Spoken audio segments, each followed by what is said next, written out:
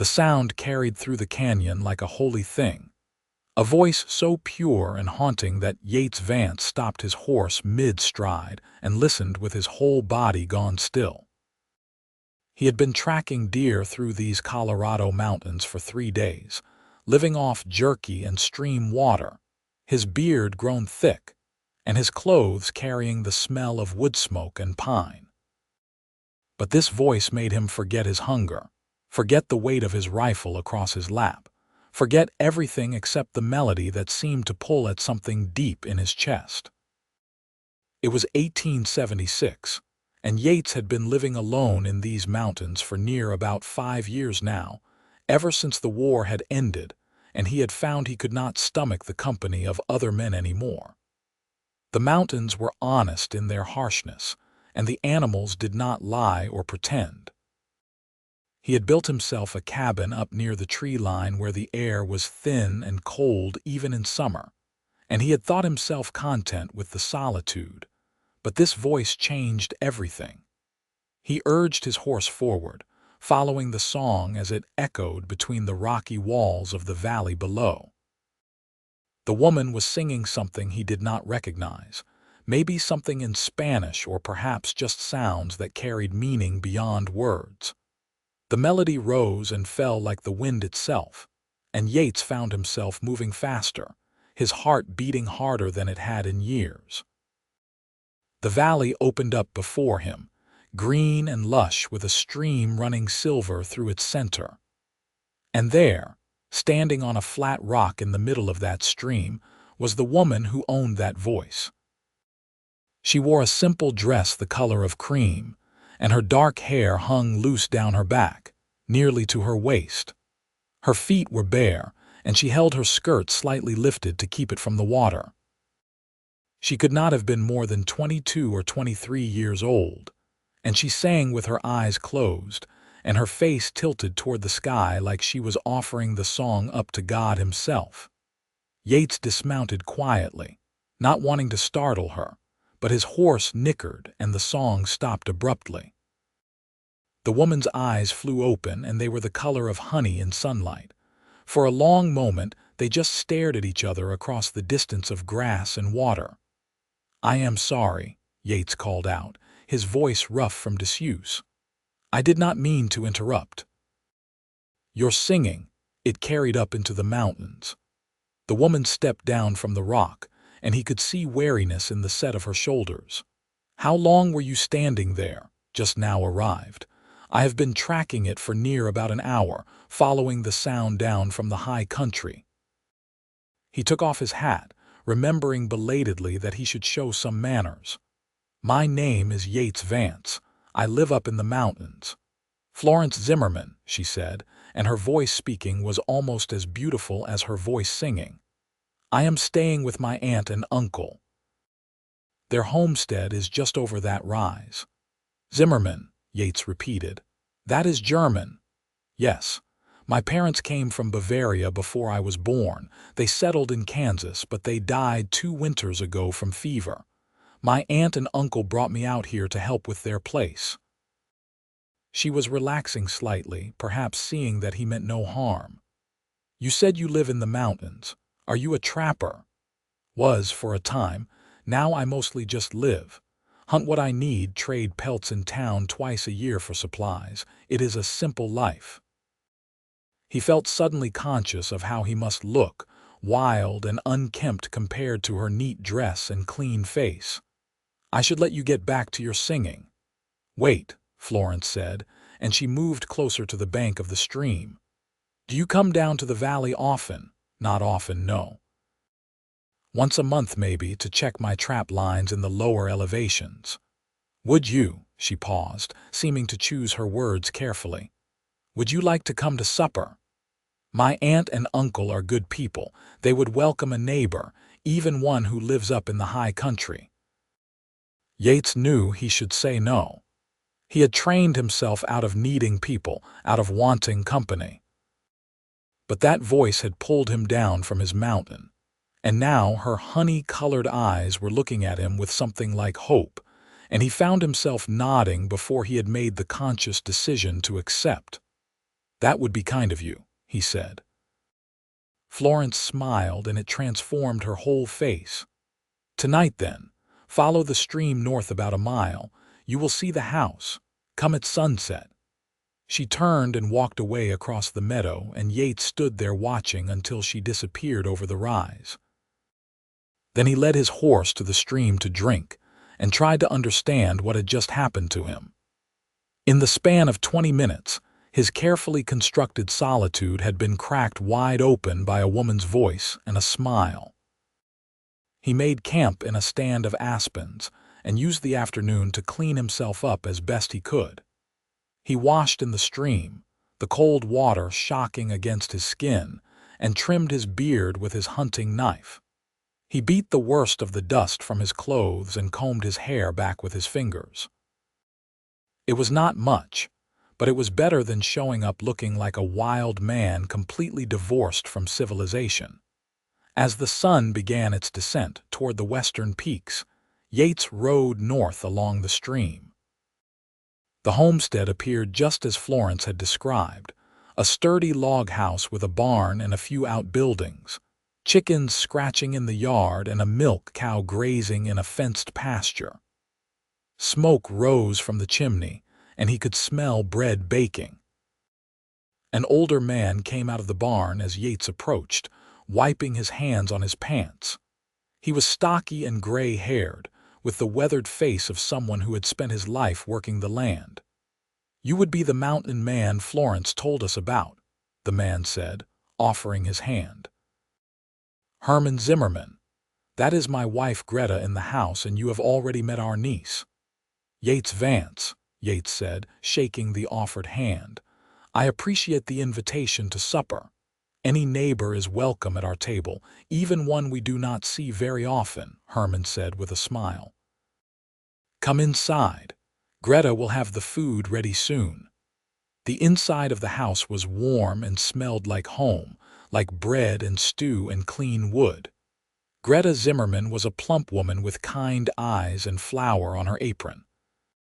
She welcomed Yates with the same genuine warmth as her husband, and Florence set another place at the table while stealing glances at him that made his chest feel tight.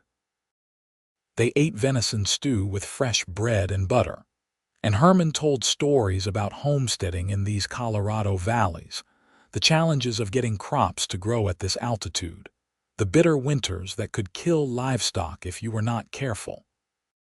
Greta asked Yates about his life in the mountains, and he found himself talking more than he had in years, describing the cabin he had built, the wildlife he observed, the changing of the seasons at high elevation. But mostly he was aware of Florence across the table, the way the lamplight caught in her dark hair, the sound of her laugh when her uncle told a joke, the grace of her hands as she passed dishes and poured coffee. "Florence has been such a help to us," Greta said at one point. "She has a gift with the animals, and her singing keeps us all cheerful through the long winter days." "I heard her singing today," Yates said. "That is how I found her. The sound carried all the way up into the high country." "Our mother taught her," Herman said. "My sister had a voice like an angel. Florence inherited that gift." "You sing for pleasure, or are there words with meaning?" Yates asked Florence directly. She met his eyes across the table. "Both. Sometimes I sing hymns or old folk songs. Other times I just sing what I feel. Let the music carry what words cannot express." "It is a rare gift," Yates said quietly. After supper, Yates helped carry dishes to the kitchen despite Greta's protests, and Herman insisted he stay for coffee and apple pie. They sat on the porch as night fell, watching stars emerge in the darkening sky, and Florence sang again, this time a hymn that Yates vaguely remembered from his childhood before the war, before he had stopped believing in much of anything. When he finally took his leave, promising to visit again before too long, Florence walked with him to where his horse was tied. "Thank you for following my voice today," she said softly. "Thank you for the invitation. Your family is very kind." Will you really come back, or was that just politeness? Yates looked down at her, this woman who had somehow reached into his isolated life and made him remember what it felt like to want something beyond mere survival. "I will come back," he said, and he meant it with everything in him. The ride back to his cabin in the dark took several hours, but Yates did not mind. His thoughts were full of honey-colored eyes and a voice that could carry through mountains. He understood with sudden clarity that his life had just changed direction, that he had been pulled towards something he had not known he was missing. Over the following weeks, Yates found reasons to come down from his mountain more often. He brought fresh meat for the Zimmermans, helped Herman repair a section of fence that had been damaged by a fallen tree, and showed Florence how to identify useful plants and herbs that grew wild in the high country. They took walks along the stream together, sometimes talking, sometimes just walking in comfortable silence while she hummed melodies that seemed to match the rhythm of their steps. He learned that she loved reading but had few books, that she missed her parents every day but tried to find joy in her new life, that she dreamed of having children someday and raising them with music and love. She learned that he had fought for the Union during the war, that he had seen things that still troubled his sleep, that he had come to the mountains seeking peace and had found something like it in the solitude. "But are you not lonely?" Florence asked one afternoon as they sat on a boulder overlooking the valley. Yates considered the question honestly. "I was," he said finally, "but I told myself I preferred it to the alternative. After the war, being around people felt wrong somehow, like I did not fit anymore. And now I find myself wanting to fit again, wanting to try at least." Florence turned to look at him, and there was something searching in her gaze. "Because of my family. Because of you," Yates said, the truth of it simple and undeniable.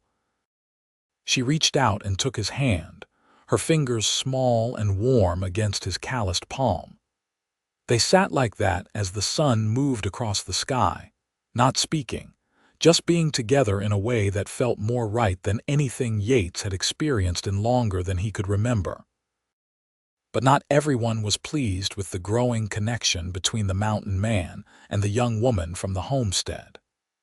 In early October, when Yates rode into the valley for what had become his regular weekly visit, he found Herman waiting for him with a troubled expression. "We need to talk," the older man said without preamble.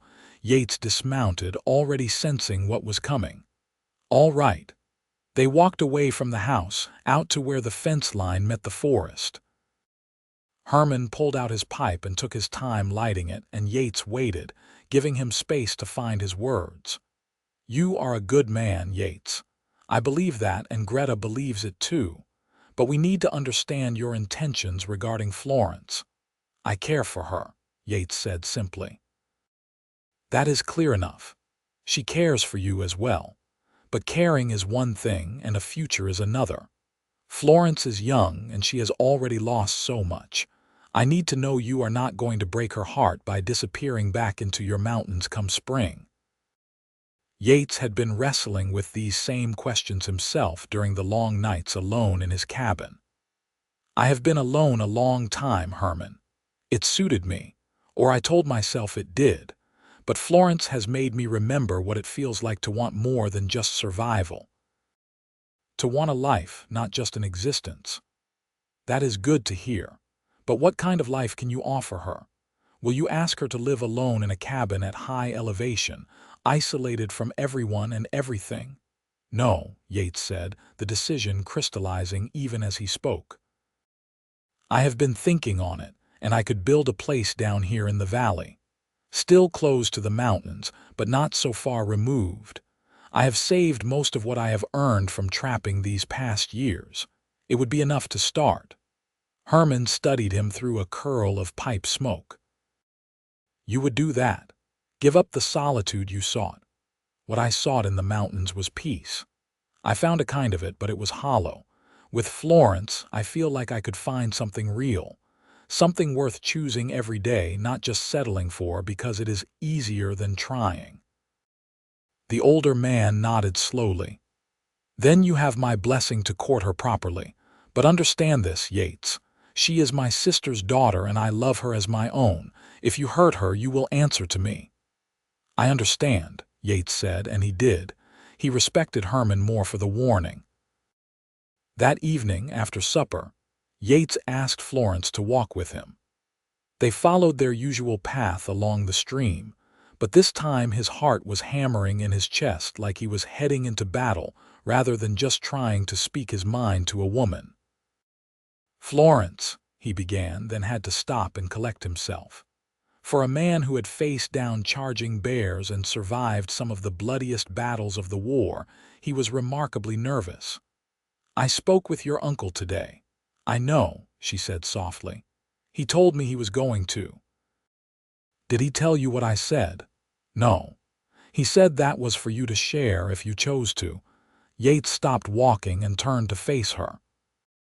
The last light of day was painting the sky orange and pink behind her, and she looked impossibly beautiful standing there with her dark hair loose around her shoulders and her honey eyes watching him with patient attention.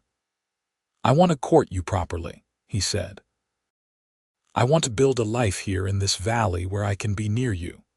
I know I am rough around the edges, and I know I am not much accustomed to company anymore, but I am willing to try. I am willing to change because what I feel for you is stronger than what I have felt for anything in longer than I can recall."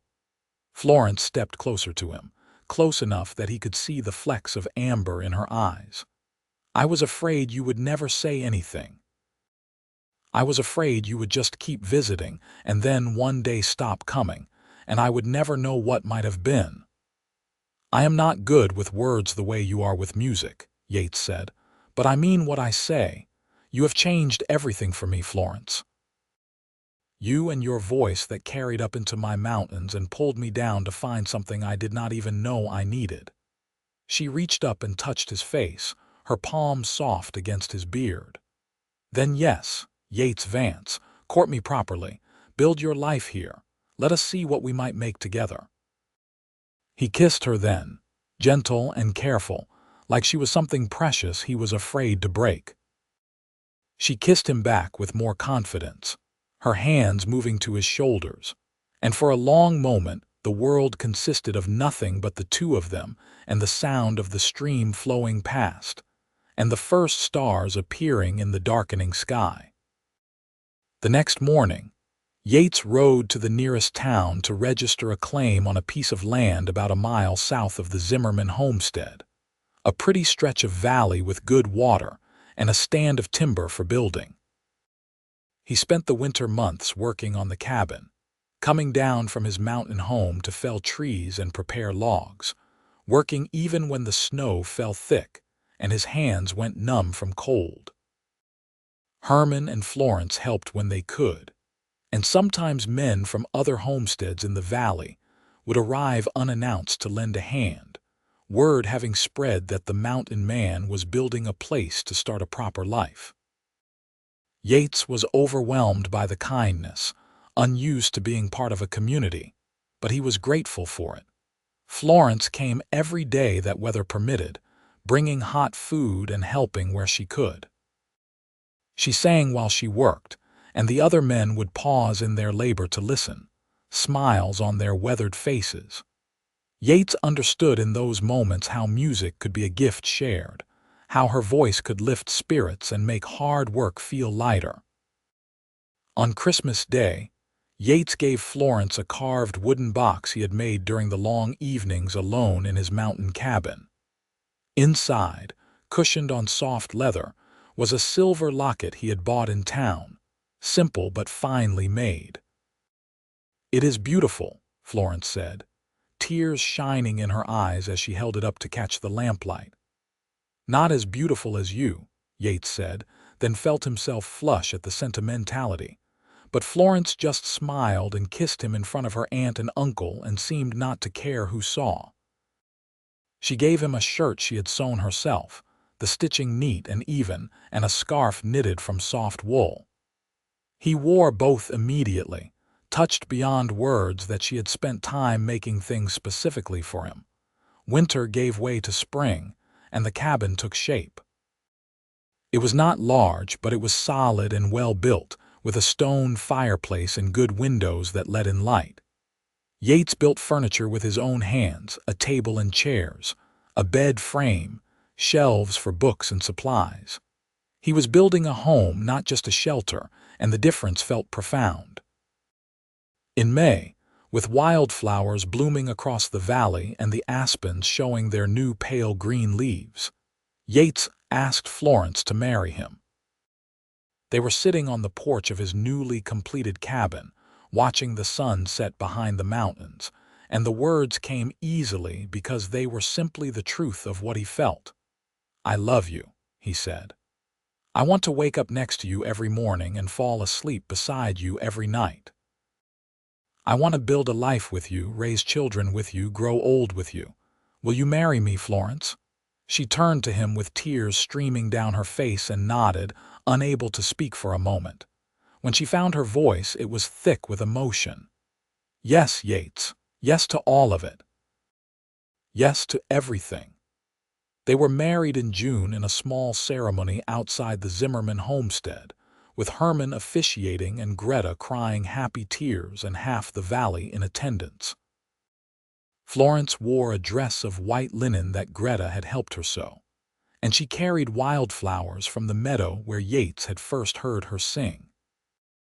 Yates wore his best clothes and felt self-conscious about being the center of attention, but when Florence walked toward him with her eyes shining and her smile bright, all his discomfort fell away. She sang as part of the ceremony, a hymn about love and commitment, and there was not a dry eye among the witnesses. Yates felt his own throat tighten with emotion, overwhelmed by the reality that this woman, this beautiful, talented, kind-hearted woman, was choosing him, choosing a life with him. They spent their wedding night in the cabin Yates had built, and he was gentle with her, careful and attentive, wanting her first time to be good. Florence was nervous but trusting, and afterward she curled against his side and whispered that she loved him, that she had never imagined feeling this happy. "You saved me," Yates said into her hair. "I did not even know I needed saving, but you did it anyway with your singing and your kindness and your faith that I could be more than I was." "We saved each other," Florence corrected softly. "I was lost after my parents died, going through the motions but not really living.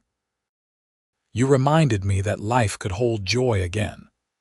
The years that followed were good ones, full of simple pleasures and hard work and deep contentment." Yates had never imagined himself as a farmer, but he found satisfaction in planting crops alongside Florence, in tending their small herd of cattle and chickens, in building fences and improving the property. Herman taught him what he needed to know, and the other men in the valley accepted him as one of their own. Florence transformed their cabin into a home, hanging curtains and planting a garden and filling the rooms with her singing.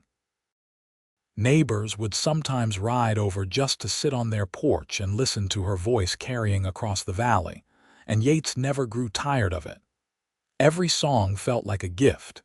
In the spring of 1878, Florence told Yates she was pregnant. He was overcome with emotion, fear and joy tangled together in his chest. He had seen too much death during the war, had lost too many friends, and the thought of anything happening to Florence or their child terrified him. But Florence was calm and confident, reassuring him that women had been having babies since the beginning of time, that Greta would help, that everything would be fine. And in October, after a long labor that had Yates pacing outside like a caged animal while Greta and two other women from the valley attended Florence inside, their son was born. They named him Thomas, after Yates's father who had died when Yates was young. The baby was healthy and loud, with a strong grip and Florence's dark hair.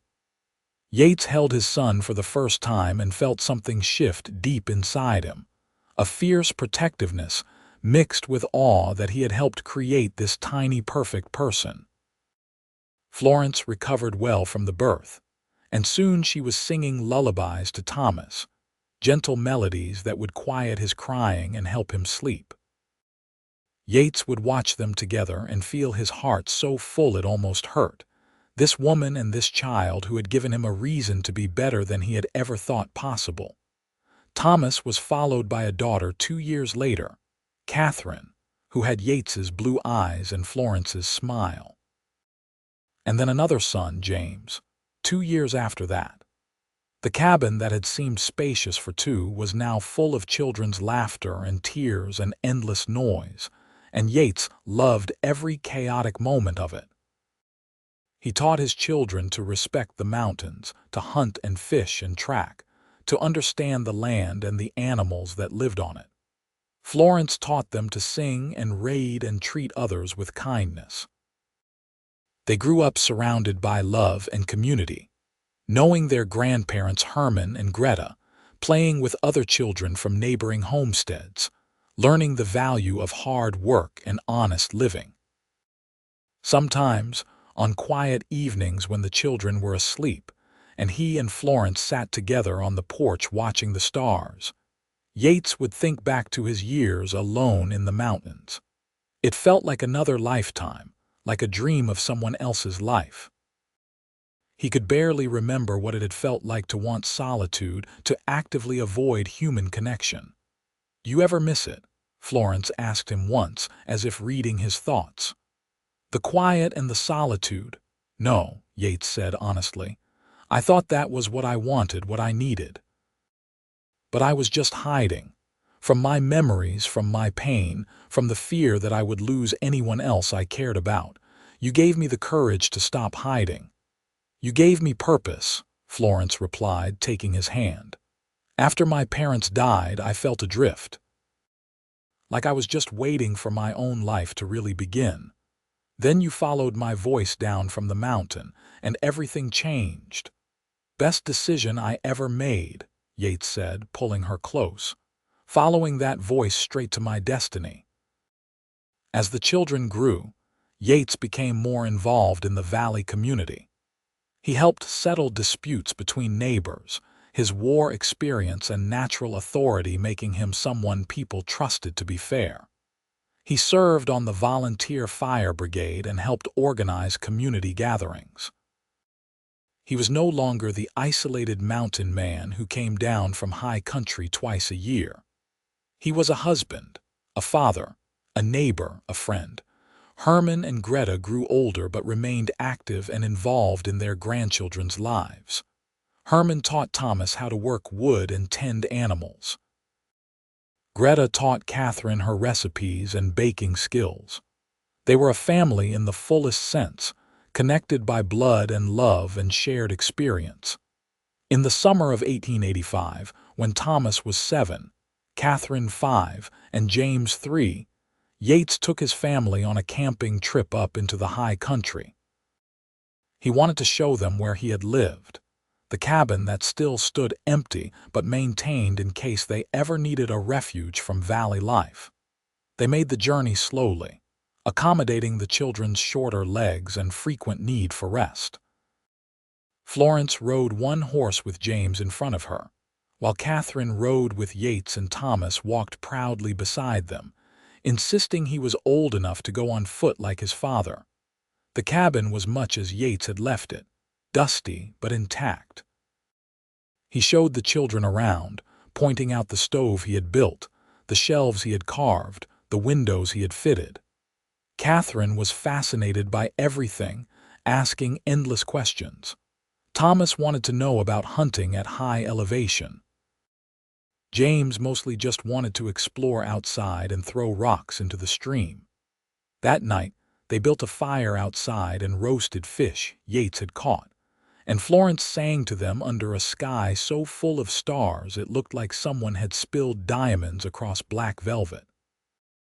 Yates held James on his lap while Thomas and Catherine leaned against their mother, and he felt so blessed he could hardly stand it. "Papa," Thomas said, "why did you live up here all alone?" Yates considered how to answer in a way his children could understand. "I was hurt inside, in my heart and my mind, from things I had seen during the war. I thought being alone would help me heal. And it did, a little. But what really healed me was your mama and her singing, and then all of you. People heal people, I think, more than places do." "I like it up here," Catherine said, "but I like home better." "Me too, sweetheart," Yates said. "Me too." They stayed 3 days in the high country before heading back down to the valley. Yates felt a sense of completion, like he had brought his two lives together and shown his children where he had come from before he became the father they knew. The years continued to unfold in their steady rhythm. Crops were planted and harvested. Animals were born and raised and sold.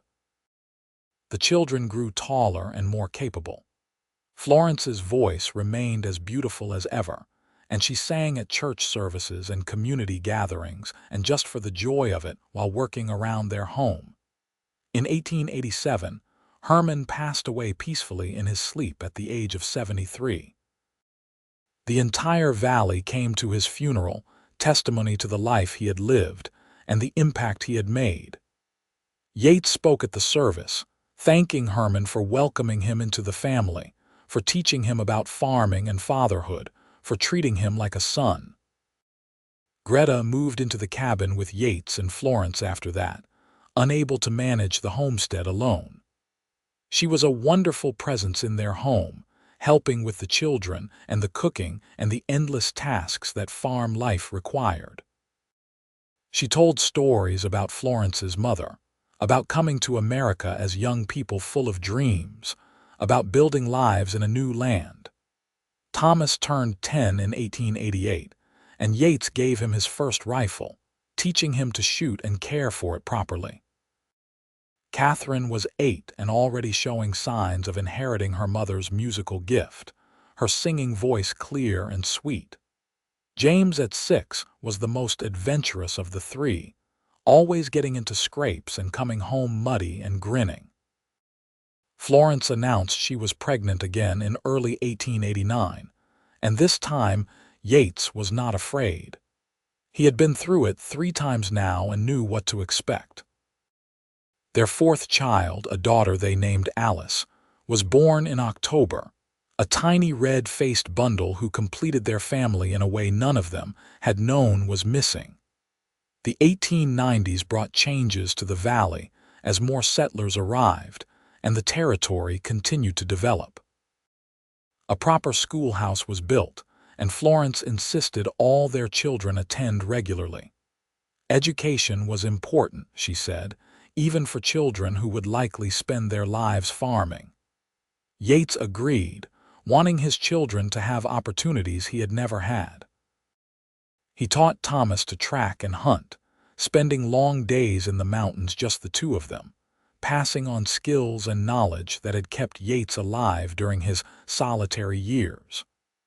Thomas absorbed everything eagerly, a natural outdoorsman who loved the wild places as much as his father did. Catherine helped her mother with the younger children and around the house, but she also loved to ride and would often convince Yates to let her come along when he checked fence lines or moved cattle. She was fearless and capable, never complaining about hard work or long days. James was the social one, always making friends, always organizing games with neighbor children, always in the middle of whatever was happening in the valley. He had a natural charisma that drew people to him. And Alice, as she grew from baby to toddler, proved to be a perfect blend of all her siblings, adventurous but thoughtful, social but content with solitude, interested in everything around her. In 1893, when Thomas was 15, he asked his father about the war. They were camping in the high country, just the two of them on a hunting trip, sitting by a fire as night fell around them. "What was it like?" Thomas asked. "The fighting, I mean. Was it as bad as people say?" Yates was quiet for a long time, watching flames dance on burning wood. He had never talked much about the war, not even with Florence, but his son deserved honesty. "It was worse," he said finally. "War is not glorious or noble, no matter what stories you might hear. It is muddy and bloody and full of fear. Good men die for no reason. Friends one day, gone the next. It changes you in ways you cannot undo." "Is that why you came to the mountains? To get away from it?" "Yes. I could not be around people anymore. The noise, the crowds, the expectations. I felt like I was drowning in the middle of crowds. The mountains were quiet, and in that quiet I could breathe again. But then you heard Mama singing." Yates smiled into the fire.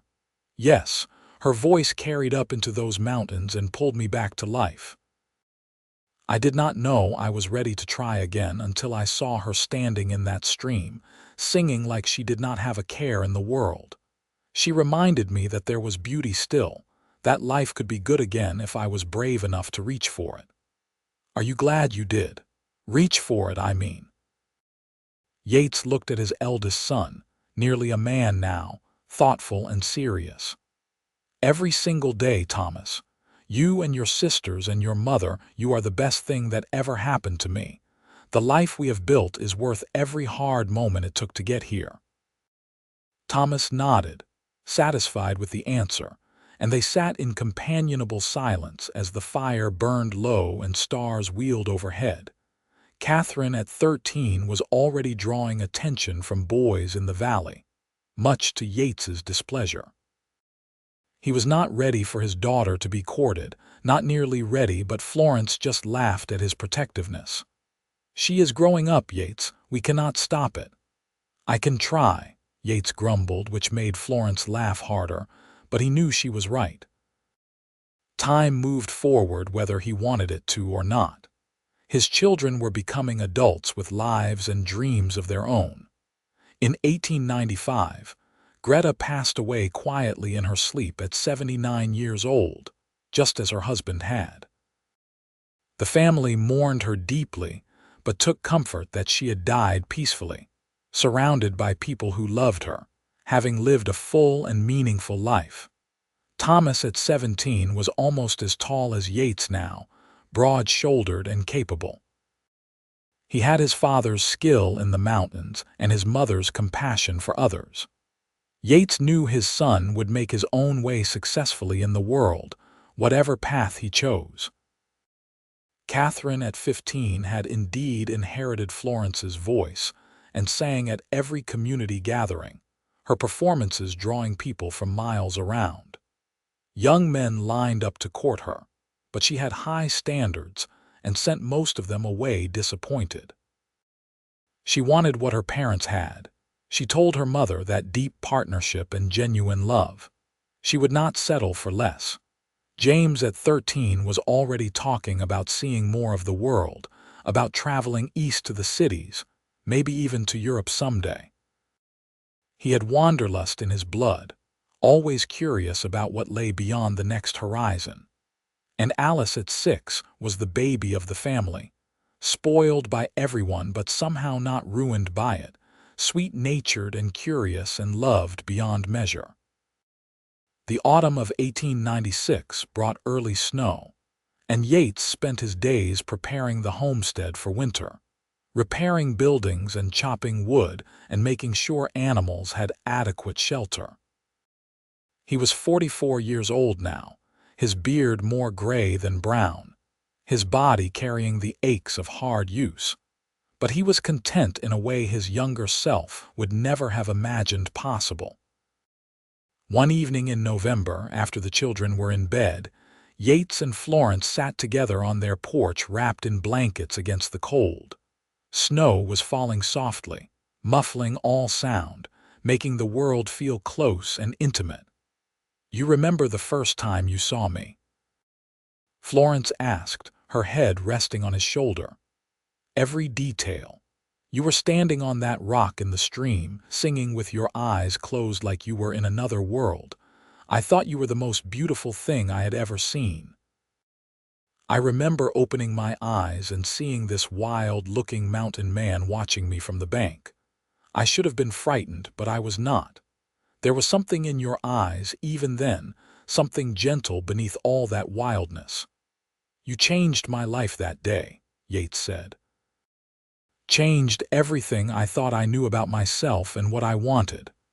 We changed each other, Florence corrected, as she always did. That is what love does. It transforms both people. They sat in comfortable silence, watching snow fall and listening to the quiet sounds of their sleeping children inside. Yates thought about the life they had built together, the challenges overcome, the joys shared, the family created. It was more than he had ever dreamed of during those solitary years in his mountain cabin. In the spring of 1897, Thomas announced he wanted to claim land of his own and start his own homestead. He was 18 now, legally able to file a claim, and he had his eye on a piece of property in the next valley over, good land with water and timber. Yates felt pride and melancholy mixed together. His son was ready to begin his own life, and that was exactly as it should be, but it also meant their family was beginning to change shape, to spread out and evolve. He helped Thomas file the claim and begin construction on a cabin, working alongside his son just as Herman had once worked alongside him. The cycle continuing, knowledge and skills passed from one generation to the next. That summer, Catherine announced she was being courted by a young man named David Sterling, the son of a rancher from across the valley. Yates made a point of getting to know David, asking hard questions and evaluating his character. David bore up well under the scrutiny, respectful but not obsequious, honest about his feelings for Catherine and his hopes for the future. "He reminds me of you," Florence said one night after David had left from dinner. "Serious and capable, but with kindness underneath." "He better be kind to our daughter," Yates said. "He will be. Catherine would not stand for anything less."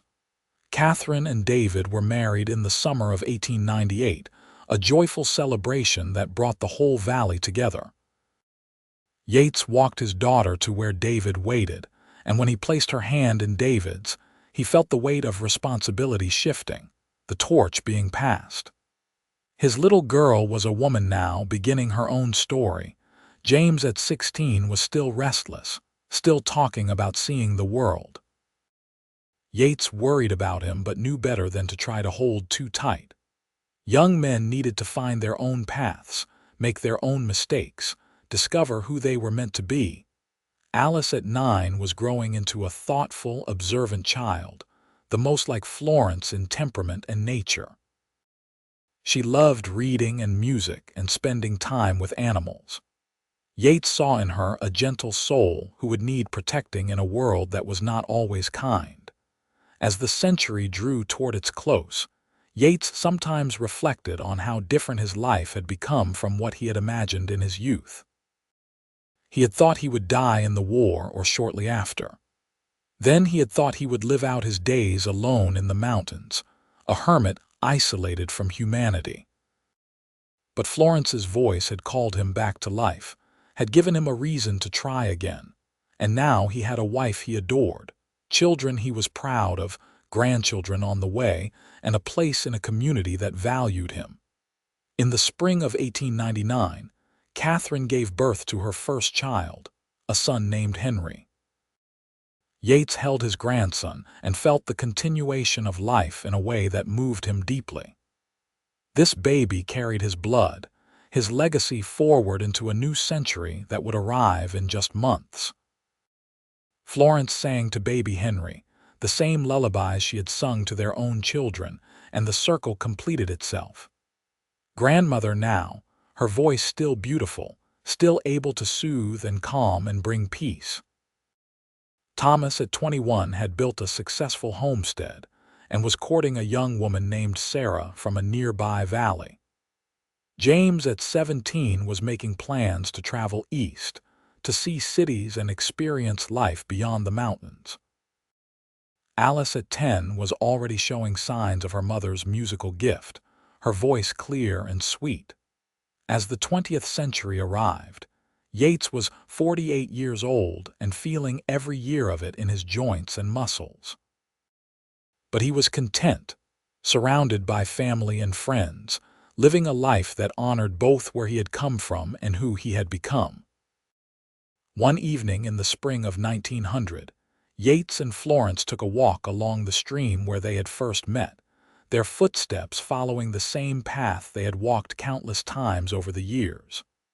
The valley was green with new growth, and birds were singing their spring songs. "Do you ever think about that first day?" Yates asked. "When I followed your voice down from the mountain." "All the time," Florence said. "It felt like fate somehow, like we were meant to find each other exactly when and how we did." "You saved me," Yates said, not for the first time. "You saved yourself," Florence replied gently. "I just gave you a reason. You did the hard work of coming back to life, of being willing to risk your heart again." They stopped at the rock where he had first seen her, standing in the stream with her feet bare and her voice lifted to the sky. Florence stepped onto it now, older but still beautiful. Her dark hair streaked with silver but her honey eyes still bright. And then she sang. The same melody she had been singing that long ago day, the notes carrying across the valley just as they had carried up into the mountains and called a lonely man back to life. Yates listened with his whole heart, just as he had that first time, moved beyond words by the gift of her voice and the life they had built together. When the song ended, Florence stepped down from the rock and into his arms. They stood there holding each other while the stream flowed past and the sun moved toward the western peaks, two people who had found each other against all odds and created something beautiful together. "I love you," Yates said into her hair. "Every day, more than the day before." "I love you too," Florence whispered back. "My mountain man who followed a song straight to his destiny."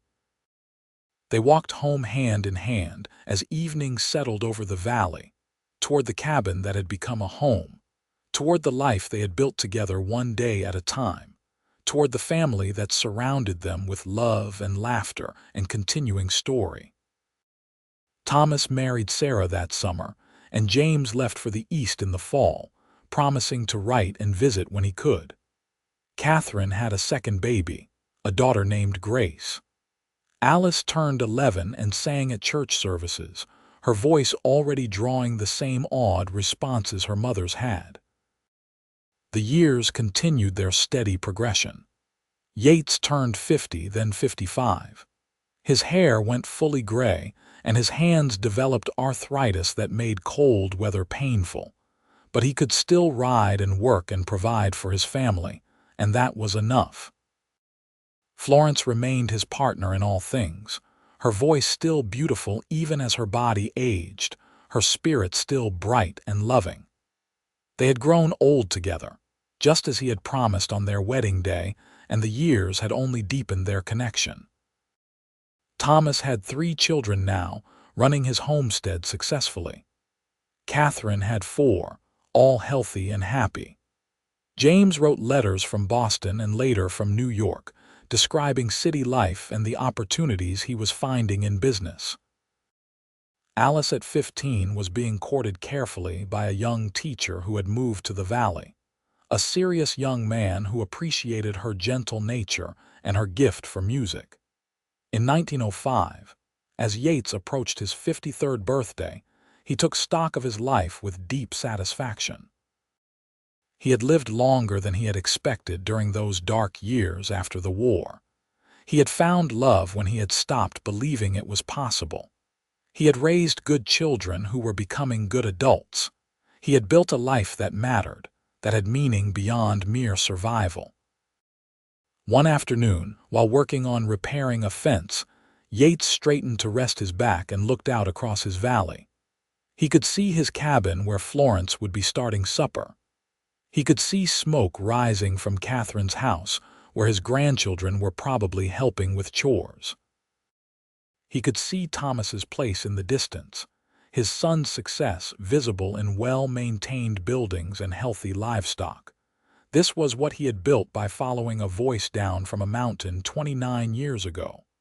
This entire life, this family, this legacy. All because he had been brave enough to follow beauty when he encountered it, to reach for connection when his instinct was to retreat. That evening, sitting on the porch with Florence after supper, Yates told her what he had been thinking about. "I would have missed all of this," he said quietly. "If I had stayed in my mountains, if I had not followed your singing that day, I would have missed everything that matters." "But you did follow it," Florence said, taking his weathered hand in hers. "That is what counts. You made the choice to try, to risk, to open yourself up to possibility. That took courage. Best decision I ever made. Mine too. That day I invited a wild mountain man to supper, not knowing where it would lead." They laughed together, comfortable in their shared history, secure in their love that had weathered decades and grown stronger through all the challenges and changes. Alice married her teacher in 1907, a lovely wedding that brought the whole valley together once again.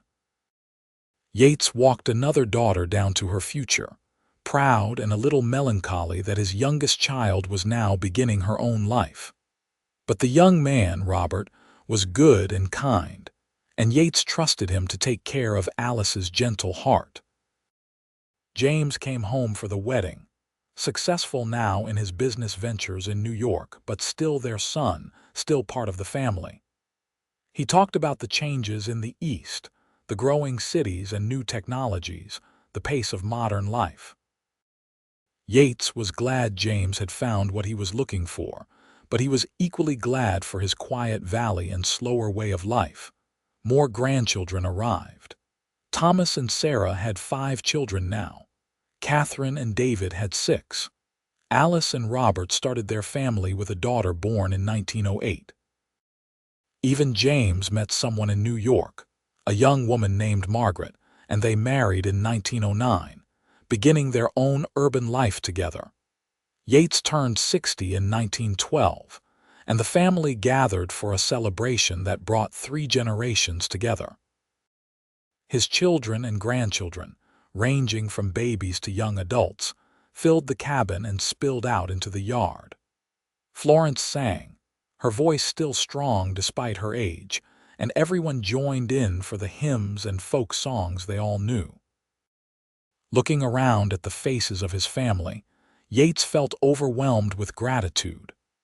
Every face represented a choice he had made to live rather than merely exist, to love rather than hide, to build rather than isolate. His legacy was not in land or money, but in these people, these lives that had sprung from his willingness to follow a voice down from a mountain. As evening fell and families began to head home, Thomas sought out his father for a private conversation. At 34, Thomas had become a pillar of the Valley community, respected and successful, but he still valued his father's counsel. "I have been thinking," Thomas said, "about what you have taught me over the years, about the war and the mountains and how Mama's singing brought you back to life." "What about it?" Yates asked. "I want my children to know that story, to understand where they came from, who their grandfather was before he was their grandfather. Would you write it down, do you think? So it is not lost when you are gone." Yates had never thought of himself as someone whose story was worth recording, but he understood what Thomas was asking. Not a personal monument, but a family history, something to connect future generations to their roots. "I will try," he said, "though I am not much for writing. Just tell it like you are talking. Tell about the war and the mountains and hearing Mama sing. Tell about building this life. That is all it needs to be." Over the following months, Yates did write, slowly and painfully with his arthritic hands, recording his memories of the war, his years of solitude, the day he heard Florence singing and all that had followed. He was not a natural writer, but the words came from his heart, and that made them true even if they were not elegant. Florence read what he wrote and cried, seeing their life together through his eyes, understanding in new ways what their love had meant to him. She added her own memories, her perspective on their courtship and marriage and the children they had raised, creating a fuller picture of their shared journey. The years continued to pass. Yates turned 65, then 70. His body was failing in small ways, his strength not what it had been, his health more fragile. But his mind remained clear and his heart remained full, surrounded by family and sustained by Florence's constant presence. In the spring of 1920, Yates took what would be his last trip up into the high country. Thomas and his oldest grandson, 19-year-old Michael, accompanied him, helping him make the journey he could no longer manage alone.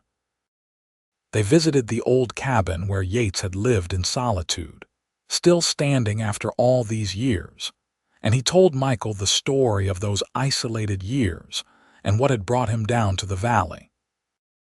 "Your grandmother's voice carried up into these mountains," Yates said, his breathing labored from the altitude. "It pulled me back to life when I thought I was done living. That voice gave me everything that followed, all the years and all the love and all of you." "She still sings to the little ones," Michael said. "My youngest sister asks for grandmother every night before bed, wants to hear the lullabies." Yates smiled, imagining Florence singing to yet another generation. Her gift continued to bless and heal and bring comfort, just as it had blessed and healed and comforted him all those years ago. They returned to the valley after 3 days, and Yates knew he would never make that journey again. He had said his goodbye to the mountains, had closed that circle of his life. His place now was in the valley, with Florence and his family, for whatever time remained. Florence turned 68 in the summer of 1920, and though her body had aged, her spirit remained vibrant and her voice still carried strength and beauty. She sang at church and community gatherings, and people still stopped their work to listen, moved by the gift she shared so generously. That autumn, sitting on their porch wrapped in blankets against the cooling air, Florence asked Yates what he was thinking about. "About how lucky I am," he said simply. "About how different my life would have been if I had not followed your voice that day. About how grateful I am for every moment we have shared." "No regrets?" Florence asked gently. "Not a single one. Every challenge, every difficulty, every hard moment has been worth it to have this life with you." Florence leaned her head against his shoulder, and they sat in comfortable silence as the sun set behind the mountains and the first stars appeared in the darkening sky. They had sat like this countless times over the decades, and each time felt precious, a gift not to be taken for granted. In the winter of 1921, Yates fell ill with pneumonia. At 69, his body did not have the strength to fight the infection as it once would have. Florence nursed him devotedly, and the family gathered, sensing that this illness might be the one that finally took him. But Yates rallied, his stubborn will overcoming the weakness of his flesh. By spring he was recovering, though he never fully regained his strength. He spent his days in a chair by the window, watching the valley he loved, surrounded by family, content with the time he had been given. Florence sang to him often during his recovery, old songs they both loved, and her voice still had the power to soothe and comfort him just as it had that first day. He would close his eyes and listen and feel grateful beyond measure. In the summer of 1921, as Yates approached his 70th birthday, the family planned another celebration. Children and grandchildren and now great-grandchildren would gather to honor the man who had built a legacy of love and commitment and honest living. But the night before the celebration, as he and Florence lay in bed together, Yates turned to her and took her hand. "I need you to know," he said quietly, "that you gave me a life I never thought possible. You took a broken man hiding in the mountains and showed him how to be whole again. You gave me love and children and purpose. You gave me everything. We gave it to each other, Florence said, her voice thick with emotion. When I am gone, and I know that time is coming, I want you to keep singing. Your voice is your gift, and it brought me to you, and it has blessed everyone who has heard it. Do not let it fall silent, because I am not here to hear it. Yates, do not talk like this. Not tonight. I need to say it. I need you to know how much you have meant to me, how much our life together has meant. You are the best thing that ever happened to me, Florence. Following your voice down from that mountain was the bravest and best thing I ever did. They held each other in the darkness. Two people who had shared a lifetime, who had built something beautiful together, who had loved with everything they had. The celebration the next day was joyful and bittersweet. Yates was surrounded by family, by the legacy he had created, by the love he had fostered. He looked around at all the faces, all the lives that had resulted from his choice to follow a voice down from a mountain, and he felt complete. Florence sang that day, a song about love and commitment and the passage of time, and Yates listened with tears streaming down his weathered face. Her voice was still beautiful, still capable of moving him deeply, still the most precious sound he had ever heard. As summer turned to autumn and then winter, Yates grew weaker. He spent most of his time in his chair by the window, watching the valley and remembering. Florence was always nearby, singing softly while she worked, her presence a constant comfort. On a cold January morning in 1922, with Florence holding his hand and the family gathered around, Yates Vance passed peacefully from the world. His last sight was his wife's face, her honey-colored eyes full of tears and love, and his last sound was her voice singing a lullaby, carrying him gently into whatever came next. The valley mourned the loss of a good man, a man who had come down from the mountains broken and alone and had built a life of meaning and connection. The funeral was attended by hundreds, testament to the impact he had made, the lives he had touched, the legacy he left behind. Florence grieved deeply but did not let the grief consume her. She remembered Yates's request that she continue singing, and she honored that by sharing her gift even through her sorrow. She sang at his funeral, a hymn about eternal love and reunion, and there was not a dry eye among the mourners.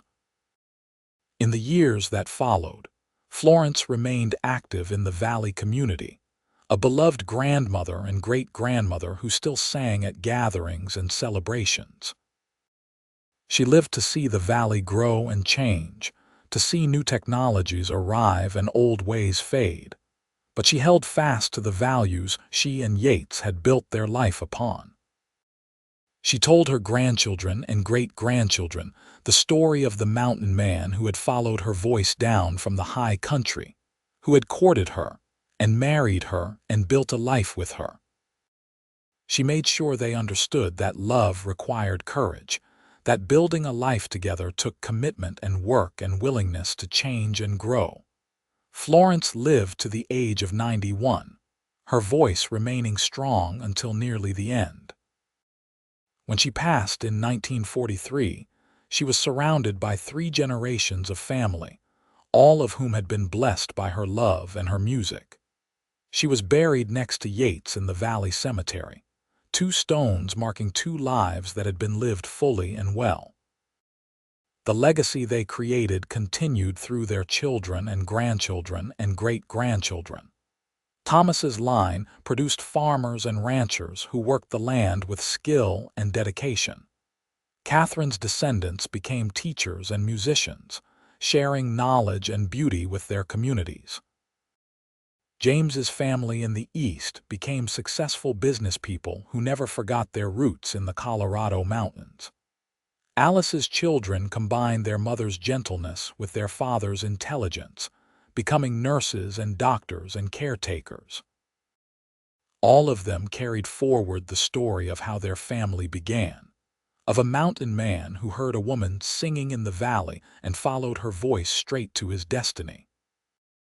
They understood that love could heal, that courage could change everything, that the choices made in a single moment could echo through generations.